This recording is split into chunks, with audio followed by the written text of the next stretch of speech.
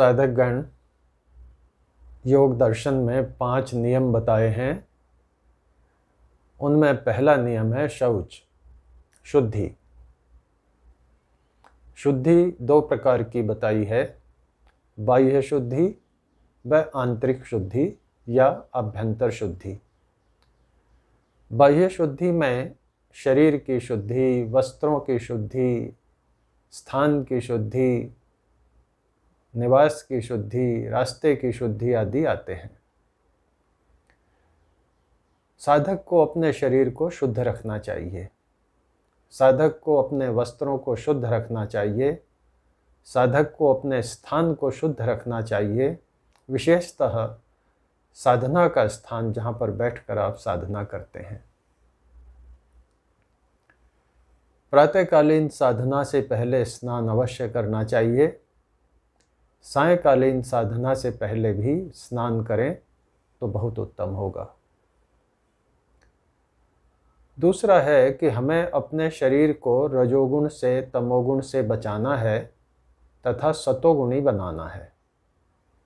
उसके लिए सात्विक भोजन आवश्यक है। सात्विक भोजन में कौन सा भोजन हो जो साधक ले जिससे कि सत्व गुण का उद्रेक बढ़ता रहे। इसमें पहली बात तो आती है कि परिश्रम का हो, ईमानदारी का हो, बेईमानी के पैसे का भोजन ना हो। दूसरा है कि हमें अपने भोजन में से रजोगुणी तमोगुणी वस्तुओं को निकालना है और सत्व गुण वाले पदार्थों का ही भोग लेना है। दोपहर का भोजन भी सात्विक होना चाहिए, अल्प मात्रा में होना चाहिए और बहुत तेज गर्म नहीं होना चाहिए। शाम का भोजन अति अल्प हो और यदि आपको अनुकूल है तो केवल दुग्धाहार हो तो अच्छा है। गर्म पदार्थ, सूखे मेवे, बादाम आदि आपकी आयु के अनुसार वैसे तो लेने नहीं चाहिए, पर यदि लेने भी हैं तो बहुत कम मात्रा में प्रयोग करने चाहिए, क्योंकि यदि अधिक मात्रा में लेंगे और रजोगुण बढ़ेगा तो बहुत सारे नियमों को पालने में कठिनाई होगी।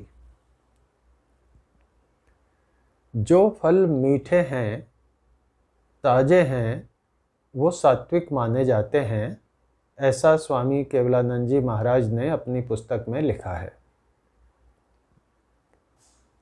तो मीठे फल लेने हैं, ताजे फल लेने हैं, खट्टे फल नहीं लेने, चाट आदि बनाकर फलों का सेवन नहीं करना, क्योंकि वो रजोगुणी हो जाते हैं। बासी भोजन, बासी फल नहीं लेने हैं। अचार भी तामसिक माना जाता है, शराब तो तामसिक है ही, इनका सेवन भी साधक को नहीं करना चाहिए। लौकी, तोरई, परवल, मूंग की दाल, मसूर की दाल, इसका सेवन साधक को करना चाहिए। आलू, गोभी, मटर, टमाटर, उनमें छोंक लगाना, उनको तलना, इस प्रकार का स्वादु भोजन त्याग देना चाहिए। बैंगन, शलगम, करेला, लहसुन, प्याज, लाल मिर्च और यहाँ तक कि हरी मिर्च भी साधक को नहीं लेने चाहिए। बैंगन, शलगम, करेला, लहसुन, प्याज ये तामसिक वस्तुएं हैं। तामसिक भोग लेंगे तो शरीर में तम की वृद्धि होगी। गेहूँ, जौ, चना, चावल ये लेने चाहिए, लेकिन मटर, मक्का, उर्द, अरहर ये राजसिक आहार हैं। और यदि हम सात्विक आहार को भी राजसिक वस्तुएं, छोंक वगैरह डाल डाल के राजसिक बना लेंगे तो वह भी साधक के लिए त्याज्य है। तले हुए पदार्थ, बासी पदार्थ, दूसरा अन्न, इस तरह का कोई भी अन्न या अन्न से बना हुआ पदार्थ तामसिक जो है उसे साधक को नहीं लेना चाहिए। एक ये भी बात आती है कि साधक के वस्त्र किस प्रकार के हों।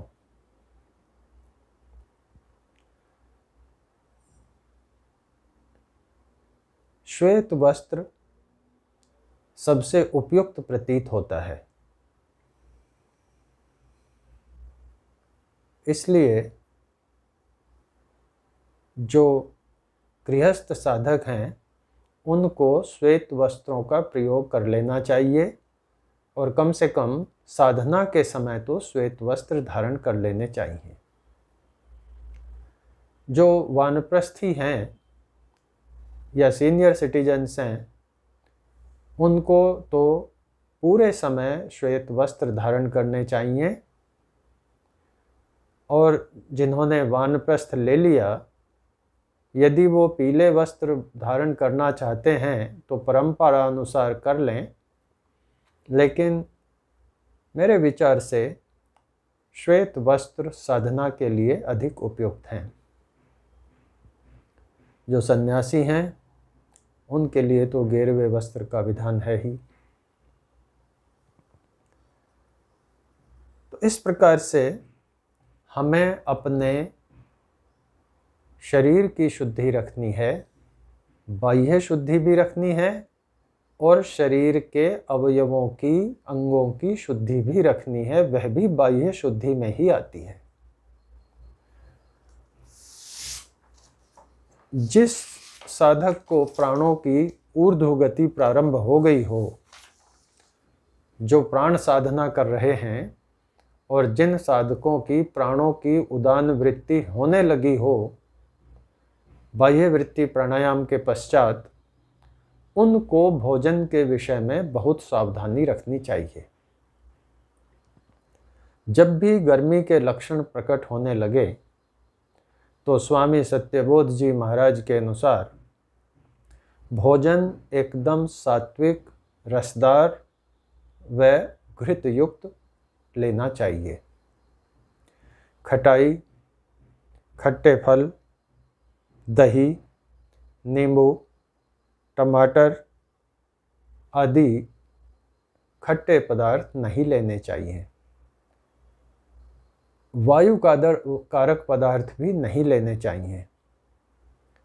पत्तेदार जो सब्जियां हैं कुछ जो वायु कारक होती हैं उनको भी छोड़ना पड़ेगा।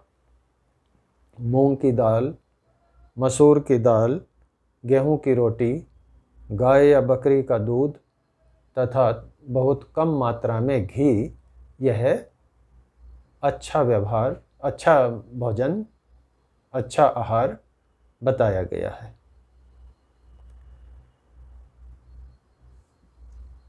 भोजन का समय भी निश्चित होना चाहिए।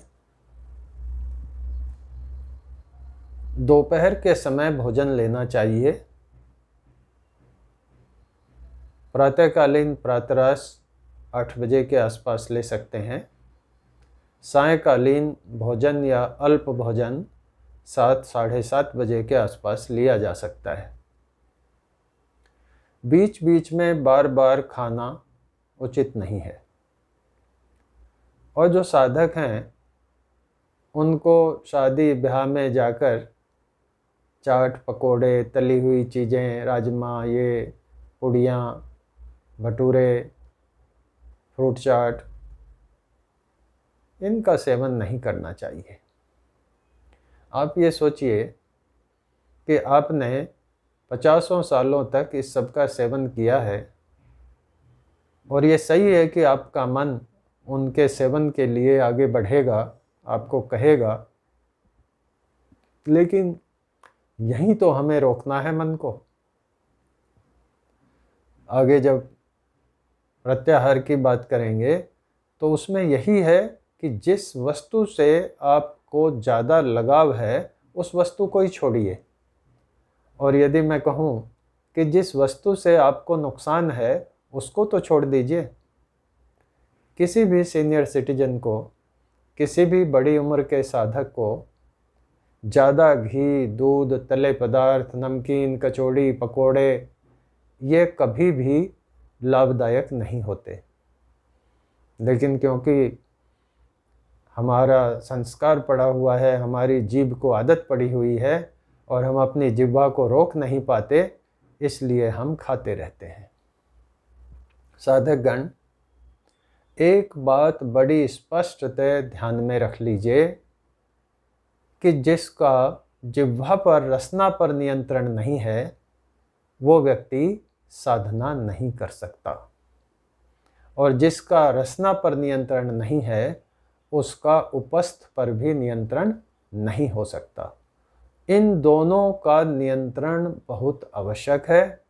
इसलिए आज से ही सात्विक भोजन प्रारंभ कर दीजिए, अपनी रसना पर नियंत्रण रखना प्रारंभ कर दीजिए। ये मुश्किल ज़रूर है, पर हो जाएगा। आप धीरे धीरे इस ओर बढ़ेंगे। जिस भोजन को आपने 50-60 सालों तक किया है, उस भोजन को छोड़ने में 5-6 महीने से ज़्यादा नहीं लगेंगे, और यदि आपका संकल्प बहुत दृढ़ है तो बहुत जल्दी भी छूट जाएगा। और जो गृहस्थ साधक हैं, उन्हें बीच बीच में अपने किसी एक प्यारी वस्तु को, प्यारे भोज्य पदार्थ को कुछ समय के लिए छोड़ते रहना चाहिए। हम जब पूर्वाश्रम में थे तो कभी 6 महीने के लिए घी छोड़ दिया, कभी साल भर के लिए मीठा छोड़ दिया, कभी 6 महीने के लिए चावल छोड़ दिया, कभी 6 महीने के लिए दाल छोड़ दी। इस तरह से कुछ न कुछ छोड़ते रहिए, तो उससे आपके मन को आदत रहेगी और आपका मन आपके कब्जे में रहेगा। वो अपने आप किसी वस्तु विशेष की तरफ नहीं भागेगा। तो दूसरी है कि यदि हमने भोजन की शुद्धि नहीं की तो हम आभ्यंतर शुद्धि नहीं कर सकते। आभ्यंतर शुद्धि क्या है? ईर्ष्या, द्वेष, लोभ, मोह, क्रोध, अहंकार, राग, द्वेष आदि के परित्याग से आभ्यंतर शुद्धि होती है। और ये कैसे होगी? धर्माचरण से होगी, सत्य भाषण से होगी, विद्याभ्यास से होगी, सत्संग से होगी, और शुभ गुणों के आचरण करने से होगी। तो हमें यदि अपनी आभ्यंतर शुद्धि करनी है तो बाह्य शुद्धि करनी ही पड़ेगी, क्योंकि अन्न से ही मन बनता है। और हमें अपने मन को एकाग्र करना है, हमें अपने मन को वश में करना है। उसके लिए सबसे पहला कार्य यही है कि हम बाह्य शुद्धि करें और आभ्यंतर शुद्धि उसके बाद धीरे धीरे करने का प्रयास करें।